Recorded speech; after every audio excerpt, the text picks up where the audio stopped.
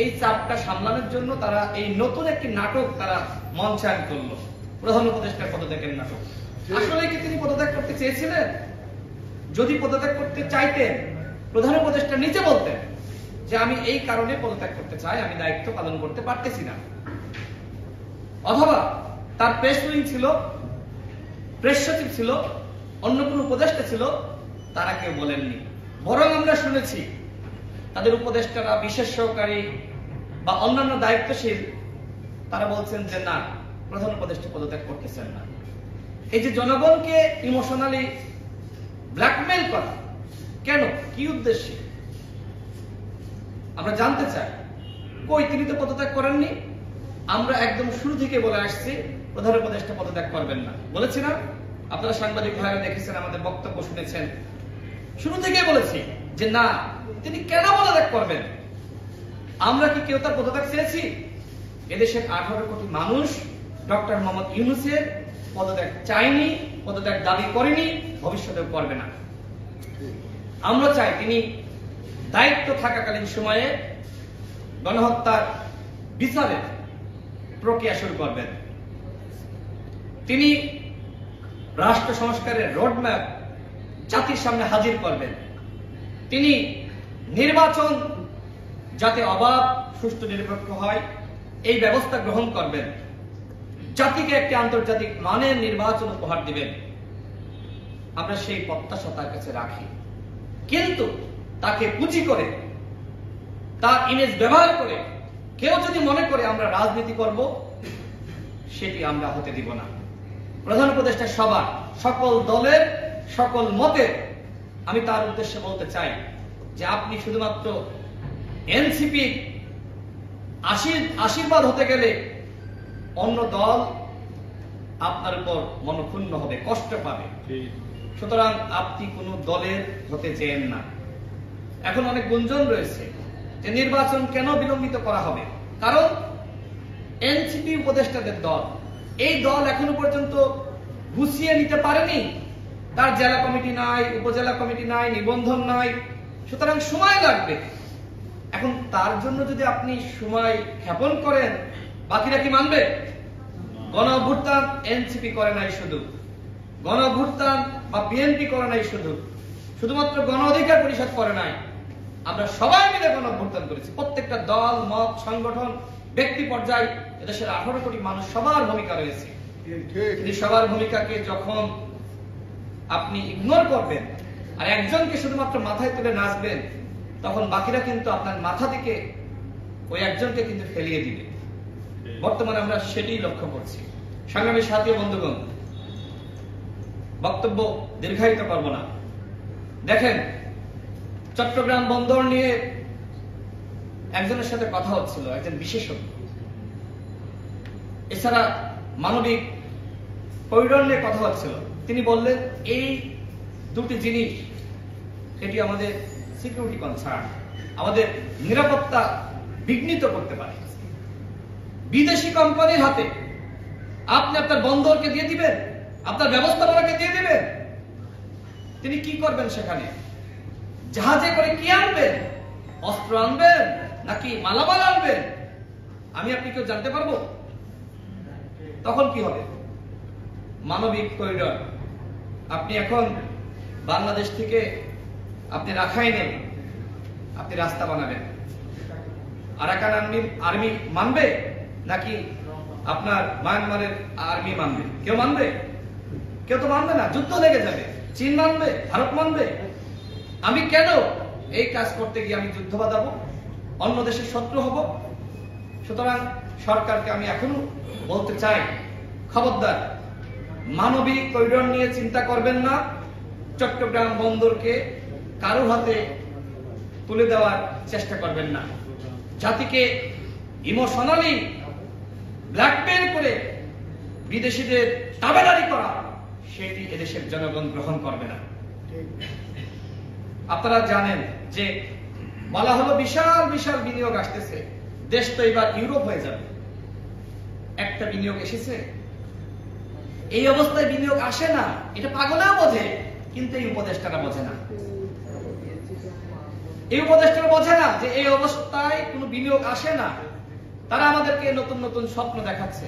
আরে ভাই, যে স্বপ্ন আপনি পূরণ করতে পারবেন না সেই স্বপ্ন জাতিকে কেন দেখান? মানুষকে যখন বড় স্বপ্ন দেখাবেন আর সেটি আপনি বাস্তবায়ন করতে পারবেন না, তখন মানুষ হতাশ হবে। সুতরাং যতটুকু পারবেন ততটুকু দেখান স্বপ্ন, যতটুকু বাস্তবায়ন করতে পারবেন। যে কারণে আজকের এই আলোচনা যে সংস্কার ও বাস্তবায়ন, ঐক্যমতের ভিত্তিতে রাষ্ট্র সংস্কার হতে হবে, একটি জাতীয় সনদ হতে হবে যেখানে প্রত্যেকটা দলের স্বাক্ষর থাকবে। দেখেন, আমাদের জাতীয় ঐক্যমত কমিশনের পক্ষ থেকে প্রত্যেকটা দলের কাছে প্রস্তাবনা দেওয়া হয়েছে। আমরা আমাদের দলের পক্ষ থেকে মোটামুটি প্রায় 90% আমরা একমত, আমরা জমা দিয়েছি এবং অন্যান্য দলও জমা দিয়েছে। কোন কোন জায়গায় তারা একমত না হয়ে বিশ্লেষণ করেছে বা ব্যাখ্যা দিয়েছে, আমরাও দিয়েছি। এখন একটি দলকে আপনি তৃতীয় স্থান নির্ধারণ করে দিচ্ছেন, হোয়াট ইজ দিস? আপনি জামাতের সাথে, জামাতের আহ্বানে জামাতের সাথে সংলাপ করলেন।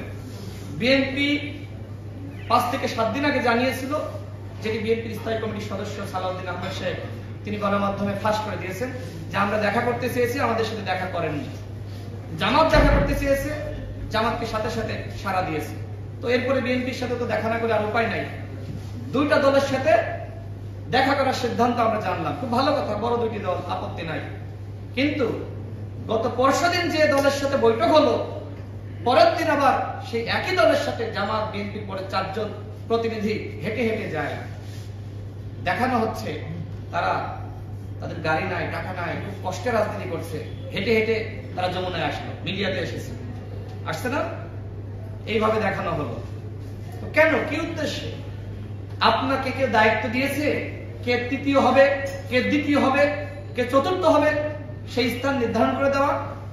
অন্য দল চাইলে দেখা করতে পারে না। উপদেষ্টারা হয়েছেন একজন রাজ মহলা, মানে চেয়ার পেয়ে তারা মনে করছেন যে এই চেয়ার আজীবনের জন্য, আমাকে আর এই চেয়ার থেকে কেউ সরাইতে পারবে না। হাসিনা এটা ভাবতো, কোন লাভ হয়েছে? সুতরাং বলবো, সংস্কার করেন জনগণের মতামত নিয়ে, দলগুলোর মতামত নিয়ে। এককভাবে সিদ্ধান্ত নিলে সেটি কেউ মানবে না। কোন দলকে স্থান নির্ধারণ করে দেওয়া আপনাদের দায়িত্বের মধ্যে পড়ে না। সবার সাথে সমতা নির্ধারণ করেন, সাম্য ন্যায় বিচার সৃষ্টি করেন। ন্যায় বিচারের নামে আপনারাই তো অবিচার করছেন। ন্যায় বিচারের নামে আপনারা বৈষম্য বাড়াচ্ছেন। বৈষম্য কমেছে কোথাও? এই যে সচিবালয়ের কর্মকর্তারা আন্দোলন করছে, কেন? হঠাৎ করে কি এমন প্রয়োজন পড়লো যে একটি বিধান আপনাদেরকে জারি করতে হবে, এখনই করতে হবে? আলোচনা করতে পারতেন না? তাদের সাথে বসতেন, ডাকতেন, সংলাপ করতেন, এরপরে আপনারা বিধান তৈরি করতেন, কোন সমস্যা হয়তো? কিন্তু আপনারা কি করলেন? হুট করে একটি সিদ্ধান্ত নিলেন। এনবিআর এর ক্ষেত্রে একই অবস্থা হয়েছিল, হুট করে সিদ্ধান্ত নিল, এরপরে বাতিল করলো। তো এই যদি অবস্থা, আগে বুঝতে হবে যে এই সিদ্ধান্ত নিলে কি সমস্যা হতে পারে এবং সেই সমস্যাগুলো আগে থেকে সমাধান করা সেই যোগ্যতা আপনাদের নাই। একটি অযোগ্য ব্যক্তিদের মাধ্যমে এই উপদেষ্টা পরিষদ গঠিত হয়েছে।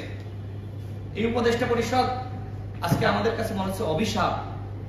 প্রধান উপদেষ্টাকে নিয়ে কারোর প্রশ্ন নাই, আমরা তাকে শ্রদ্ধা করি, ভক্তি করি, কিন্তু একজন ব্যক্তির পারফরমেন্সের মাধ্যমে কোনোভাবে খেলায় জেতা যায় না।